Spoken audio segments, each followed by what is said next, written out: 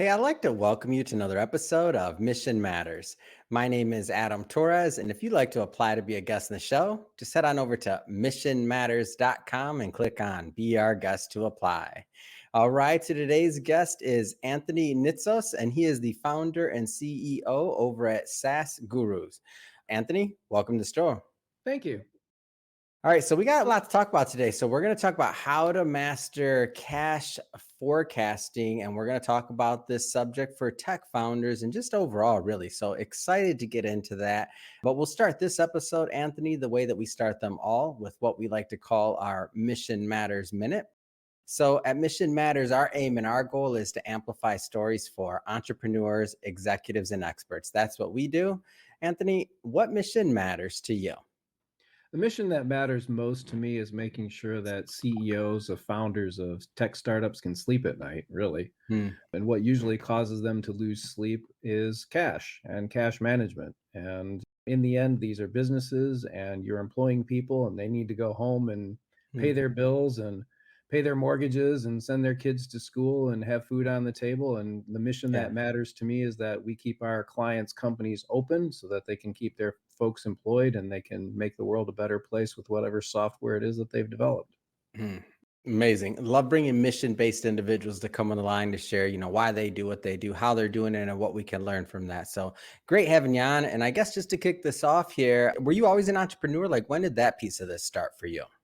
I think for me, the entrepreneurship really started while I was an employee. One of the Mm, things that I realized early on in life is that I was good at identifying root causes to problems and coming forward with solutions to fix things permanently. There's a kind of an attitude towards let's just fix this and move on or put a band-aid on it and move on, and yeah. I was never that type of person. I was originally trained to be a physician. I decided I didn't want to be one, but I never Mm, left that. Let's find out what's really causing the problem here and cure it and then move forward. So for me, that was the beginning of the mindset of being an entrepreneur, and mhm, that began while I was an employee. And at the time I was doing ERP implementations, so this mhm. was back around the Y2K problem era. And after that, I did take one more salary job, but I would say the true entrepreneur started doing work for myself began around 2006. So Mm. 18 years later, here I am still doing it. Yeah, it's great. Obviously, when you first decided to make that entrepreneurial leap, like if this was one of the, how did you know that this idea was like the right one for you? How did you know? The truth is I didn't.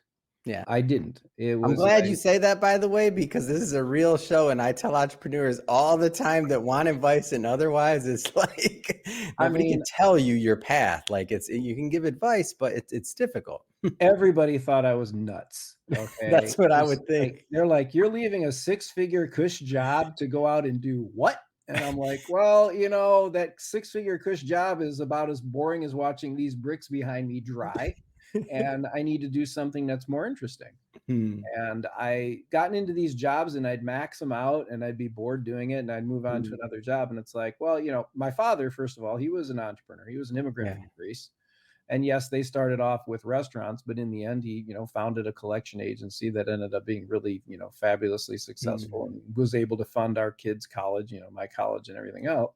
So I kind of always took dad as like a role model. It's like, well, hmm, dad is his own business owner, and why can't I do it? Right. yeah, And so I took a leap, and at first I thought I was going to crash on the rocks and there were some bumps on the way down, but hmm, in the end, if you see it through and you really want to do it, you can yeah. make it happen. If you could go back and talk to that younger self that was just getting started, like obviously we all have these bruises and bumps. Like, what would you have told him? What would you have told the just getting going guy? Just keep believing in yourself. Hmm. Yeah. Really. Fundamentally, that's what it takes, is in the end, no matter how much stuff goes sideways, Hmm. no matter how much fecal matter hits the fan blades, you gotta just stick with it, because in the end, I think, and I see this with my clients, it's that Hmm. relentless pursuit of the goal. Hmm. And they don't really let stuff stand in their way. They fall down, they get themselves back up. They Mhm. fall into a pit, they climb out of it. It's really a mindset of I will get this done, I will succeed at this. And Yeah. that's what I think separates the successful ones from ones that don't make it. Is that what keeps you going too? Like when things go sideways, is it like the goal aspect? Is it like what keeps you going? What keeps me going ultimately is that I feel really confident that I know what I'm doing, and Mm, that the value that I provide my clients is clear. And if I yeah. take a look at my retention numbers, they're stellar. And if I take a look at what my clients say about me that I hear about afterwards when I'm not in the room, kind of, reinforces that no, we're doing a great job for them and they really appreciate what it is that we do. And again, we're helping them achieve their mission. I Mhm. look upon my role as a strategic enabler, and I enable my clients to achieve their goals. And then in the process, I get to talk to people with the coolest damn ideas and software that Mm. you've ever heard and the greatest solutions. And it's like, you came up with this when and how? I mean, origin stories are not limited to Marvel Comics. They're there in the entrepreneurial world as Yeah. well. And it's always fascinating to sit down with the CEO for the first time and say, so tell me how you came up with this idea, Mm. and just listening to their stories. And there's some common threads. And Yeah. one of them is like, I worked inside this industry for X years and I saw this problem that nobody was solving. And I just came up with, I bet I could fix this. Mm. And lo and behold, now you have a company. So speaking of these founder stories and sitting down with them, I see you have the great mic setup and everything else, but I don't think I asked you this before the show, before we got going. Do you have a podcast? No. Oh man, we're gonna change that one. Another day, another conversation. But these founder stories that you're talking about, so this is part of the reason that Mission Matters even began. Was I when I was in finance many years ago. I mean, I've been out of that business now for 8 years at least, and I've been in media full time. But I remember having access to all these individuals when I was investing their money. And business owner was my like 98% of my practice. So I'd be having these conversations one on one, much like what you're talking about, but from the standpoint of I was managing their money. And I was just blown away. And I just got like more and more fascinated with the idea. And it really became an obsession on just these stories. And whenever I'd go out with friends and otherwise, and I'd be talking about them and this and that, and like, Adam, will you shut up about all these entrepreneurs? And I couldn't help it. So I guess maybe that's how the podcast got started at some point and on some level, because I believe, and I'd be interested to hear your input on this. I believe that through sharing these founder stories and otherwise, we also have the potential to not only help others, like whether they're going through something. And that's why I asked you these questions about like what keeps you motivated. It's not, well, it's for me too, right? Because that motivates me and it teaches me as well. But it's also for those that are out there going through it. So for that entrepreneur community and what we do, like nothing's easy about being an entrepreneur. So the value of sharing those stories, like what do you think that is? I mean, the value is, and I see this all the time, Mhm. is what you just said. You're not alone.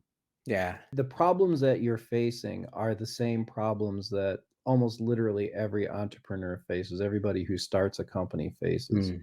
And getting to that conversation with them and listening to their anxieties. I mean, again, I go back to the fact that maybe I should have been a doctor. I'm a doctor for companies. I'm not a doctor for people, Mm. which is, if the CEO is worried about something, that takes emotion away from what they should be focused on, which Mm. is growing their company and achieving their mission. And when we come in there and I'm listening to them tell me, what is it that's bothering you? What's keeping you awake at night? Yeah. And the commonality of the themes is really comes down to why, I suggested cash forecasting and might be a Mhm. really valuable topic for us to talk about, because literally 80 to 90% of my time as a strategic resource is Mm. spent predicting where their cash is going to be at the end of each month for the next year or two. Mm. Now, where did that originate at? Was it kind of a buildup where you knew this was going to be the focus, or was it like an aha moment? Like, how did you know that this is where you were going to spend the bulk of your time? Okay, I was working for a unicorn. I was working for a CFO at one of the unicorns that I worked for. And, when you're working in a venture-backed company, you're always looking for your next round. When is the Hmm. next round going to happen? And in order to know that, you need to know when you're going to run out of cash. And, Yes. that's, and part of that, right? The flip side of that coin is what's your sales going to be at that point. Hmm. And between the sales prediction and the cash result is a whole analysis that has to go on in terms of when does that cash come in? When does it Hmm. go out? And it was one of those things where the cadence of what's the cash like? what's the cash like? It's like it was like the only question that really mattered. And it was like, Mhm. this is when you think about it, it was kind of one of those like duh moments. You hit your like, yeah, of course it Yeah. is, right? It's the economy, stupid, right? No, it's the cash, stupid. And Yeah. what it is that you cannot spend net income. You can only spend cash. It doesn't matter what your gap, accounting net income is. And Adam, I am a recovering CPA, just so we have that. Okay. I do know my debits from my credits really well, but what that is that enables me to understand how the cash is flowing. Mm. And so when I talk about, I hear all these, oh, we need to have this metric and we need to have this Mhm. KPI. And I look at my startup CEOs and I said, you know what? There are only two metrics that I'm going to care about, and it's your Yeah. sales growth and your cash forecast. And that's it. Mm. Because in the end, What's the response to that normally? Like, how it's did that go 100% originally? positive. They get it immediately because 'cause they've Mm. already been living that, even if they don't know it explicitly, You're they've been finally living it's like somebody's finally speaking my language. Is that they're like living it, right? It's like, "Okay, how do I get my next sale? Where is it yeah. going to come from? And how am I gonna spend that cash?" And it doesn't matter if you're venture backed or bootstrapped. We have clients that are Mhm. both. We have clients that are bootstrapped that have gotten themselves to, several million of ARR, Mhm. just by dint of effort and not taking in any money from the outside other than, their original founder's seed that they put in themselves. Mhm. And they did it through, whether they knew they were doing it or not, they did it through prudent cash management. Mm. And it's what I bring to them is, instead of looking at cash like next month or just the next month or next week, Mhm. let's expand that horizon so that, it's kind of like you've got the long range radar, you've got the short range radar, you've got Mhm. both of them working at the same time. Because in the end, that radar, that forward looking view of your cash tells you when you can spend on resources that you need, Mhm. and making sure that you're spending on the money that you are only spending what you should be spending, right? Mm. You're not spending it on something that's just frivolous. You're going to be spending it on something that is going to meaningfully move your needle, and Yeah. the needle is ARR. Yeah. And if you're in soft, I mean, we're SaaS gurus, right? Software is a subscription, software is a service. Pick your Mhm. favorite S, but in the end, it's all software. Mhm. And when you are moving the needle on software for valuation, it's all going to come back to your annualized recurring revenue. That's going to be Mhm. the main driver of your valuation and how fast you got there. Mhm. And then right behind it is how much cash, and do you have the right amount of cash to get to the next level? Yeah. How does a company know? Like a lot of people watch this interview, and of course, it's SaaS, of course, SaaS gurus. But how do you know if a company is the right fit to seek out your assistance or your team's assistance? How does that work? It really comes down to whether the CEO understands that they are not the expert on everything and they need Mhm. somebody to come help them with this very critical area. Yeah. We all do it. I'm an entrepreneur too. I'm not a CFO. I'm a CEO of a company that provides CFO services. I have to Mhm. also look out for my next deal, and I also have to go out and do business development, and I have to close Mhm. deals as well. And I have to manage my own cash because I have a team of people that need to get paid. Mhm. So, and myself in the end, right? This is about how we make a living. I don't have somebody, stroking me a check every 2 weeks or twice a month for my salary. I Mm. am my salary. Mhm. And when you take on that level of ownership, suddenly the world changes and your priorities change along with it. Mm. And that's where I really, I think the CEOs that get that Yeah. earlier are the ones that are more likely to succeed at it. I mean, you could get lucky. You could have a product that people are just beating your door down to buy. Yeah.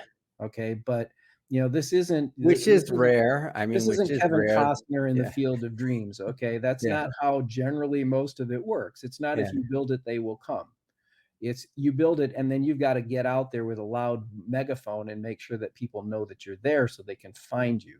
Mm. And there's a lot that goes into that go to market. We call it the GTM. There's a lot that Mhm. goes into the GTM to make sure that you've got the right, lead generation, that you've got the right Mhm. closers to close the deals, that you've got all the pieces together on the top line Mhm. so that you can get cash in the door from your customers and build valuations. Because in the end, if you're venture backed, your backers want to exit, and they're going to Yeah. want to exit at way more than what they put in. And your ARR is going to be the number one metric that they're going to be most concerned about. Mm. And it seems like if you're venture backed and working with a company like yours and you're going towards those metrics and your subsequent raises, otherwise you're not necessarily as as off guard, let's just say, when that money is starting to run out because you've been forecasting the whole time and you can see what the numbers are doing and you can see if you're getting closer to your goal or further from your goal, like definitively. Am I off on Mhm. any of that I said? No, because in the end, one of two things is going to happen. You're going to, let's say we put together a 24-month cash forecast and it Yeah. shows you running out in month 8. Mhm. Well, what's wrong, right? We shouldn't be running out that soon. Okay. Or maybe Mm. that is when we should be running out and we need to know need to go raise. But raising money takes a minimum of 90 days. Yeah. And typically 6 months is what I recommend my clients, start their motion for raising money just to make sure they have enough. It's like, well, if you're running out of money in 8 months, you should be out there right now getting ready to, go for a raise. Mm. The other side of it is you put together a forecast that doesn't show you running out of cash. Is there something we're missing? Okay, did we overlook something? It's the Yeah. it's the unknown unknowns, as Donald Rumsfeld, I think, was the one who came up with that one way back in the Bush era. Aging, I'm dating myself now. It's like, yeah, I remember W. It really comes down to being able to look at the P&L, Mhm. being able to project that forward on a cash basis and say, okay, this feels right. This looks right. That's Mm. experience. Okay, that's where somebody like myself has been doing it for 20 some years can look Mhm. at it and say, this doesn't smell right. Yeah. And or this looks good, like you're hitting it. And it really always comes back to, are you properly forecasting sales? Hmm. If you really want to be, it's like at the bottom line, your sales forecast is the single most important function that you as a Mm. CEO, in my mind, need to perform. And if you don't know where your sales are coming from, you have an issue. You have a Mm. weakness, because that is a huge blind spot if you don't have visibility into that. Yeah. And it would seem like because, and I always think about when I think about any type of, I don't know if you consider this a fractional type service or otherwise, but whenever you're working with a really specialty company that's specializes in one particular thing, whether it's like an outsourced CFO or things like that, you also benefit from their expertise having worked with many, many companies versus, let's say, a CEO where even if they've had a successful exit or two, there's still, maximum, X amount of companies in versus working with companies day in and day out on that one specific problem, being in the trenches and being aware of what's just going on industry wide. If you believe that that's any bit of the benefit, can you talk a little bit about that if I'm not off? Oh, you're totally on. I cannot count how many times where I'm taking an idea from one client and applying it another. It's part of why I enjoy doing what I do. Yeah. Is the different views, the different experiences, the different, oh, that was a real, landmine that we all stepped on and blew Yeah. our legs off, right? Let's Like, let's let's make sure not do it again, yeah, right? let's make sure you don't do that here. I've seen this go bad over Yeah. here. Or this is a great idea for forecasting cash, or for, Mhm. whatever it is. I don't own any of my solutions is how I look at Mhm. it. I'm Yeah. always looking for ways to improve it. Yeah. And I think that comes from, personality, and also comes from working for the Japanese for 5 years in one of their Mm. factories, is that they, the relentless pursuit of quality, the Mm. relentless pursuit of perfection. The reason why I studied the Japanese is because I grew up when they were just kicking the living daylights out of the American automakers here in Michigan, Mhm. and I wanted to find out how they did it. So I Mm. went over there, I lived there, Wow. and I learned their language, and I learned their culture as best as I can as an outsider. And it was like the one thing that really stuck out was the fact that Yeah. I'm also in Ann Arbor. So those of you Mhm. who know Ann Arbor and football are aware that there's a disease here called the University of Michigan football team, That there is. and it infects everything. So there was this coach, you may have heard, his name was Bo Schembechler, Oh, yeah. and his favorite phrase, and they have it literally painted on the inside of the tunnel that the team runs out onto the field, is the Mhm. team, the team, the team. Yeah. And that is what it's all about. This is a team effort. CEOs that think they can do it all will fail. If they don't have the right team, they're not going to achieve it. And it comes Mhm. down to, it's not just the team of the CEO, it's the team that of all the experiences the universe of experiences that, your consultants bring to you, that your contractors bring to you, because Mhm. I've seen industries. I mean, I used to work in automotive and Mhm. service and software, and there isn't an idea that originates in one sector that cannot, be applied to another one just because it's in a different sector, right? It's all Mhm. business. And so, yeah, I think bringing that, "Oh, yeah, I've seen that happen before. We probably wanna do something about it," or, "I see this Yeah. coming. We probably should do something about it." There are many times I lost track how many times I have that thought, Mhm. even if I don't say it explicitly, Oh, let's yeah. say, I think maybe we should try something a little bit different. Let's try this." Yeah. Those intangibles that really become really tangible, even if you can't necessarily put it, down on Mhm. paper. I just think of it in a simple way. If I can learn on somebody else's dime, I mean, like somebody else went down that road, it wasn't the right road. And if I don't have to and I get to save that not just time, but money, all the wiser, all the better. Love it. Yeah, and that's why the cash forecasting Yeah. piece is so front and center for me with my clients. Hmm. And the ones that get that are the ones that stay with us, and the ones Yeah. that don't, or they don't sign up for us. It's not this is not an accounting role. Accounting Yeah. by its nature is backward looking. It's Mm. I'm keeping glad score you of the I'm glad past. you bring that up actually. So you're not talking about and I think you've made it pretty obvious, but when something's I don't like to assume, you're not replacing a current CPA, you're not doing anything of that nature. I just like to bring that out just so everybody hears it. That's all. I mean, I think it's pretty obvious, but I don't like to assume. You're right in that characterization. I'm Mm. not there to replace anybody. I'm there Yeah. to enhance. I'm there to take the CFO is still view, the CFO, like there doesn't yeah, the forward view. In some cases, I am advising the CFO of another company because of the exactly. fact that I have the experience in SaaS. Let's say I'm an expert in SaaS, Mhm. but they don't have that expertise. What Yeah. it comes down to is that this is a strategic role. Mhm. It's a forward-looking role. The difference between finance and accounting is the direction that you're looking. Mm. Accounting is looking backwards at what happened. Finance is looking forward and trying to predict what will happen. Mm. And in between, there's a meeting point. And that's why you need to understand both accounting and finance to do it well. But I've seen too many times where the controller is trying to be a finance person Yeah. and all they can focus on is their historical reports. And I'm like, that's not going to get you where you need to go. Yeah. This is a finance role, and finance is by its nature predictive. There's a reason why I have a crystal ball, because I need it in order to be able to predict the future. I wish that thing worked, but Yeah. You and me both. I have props.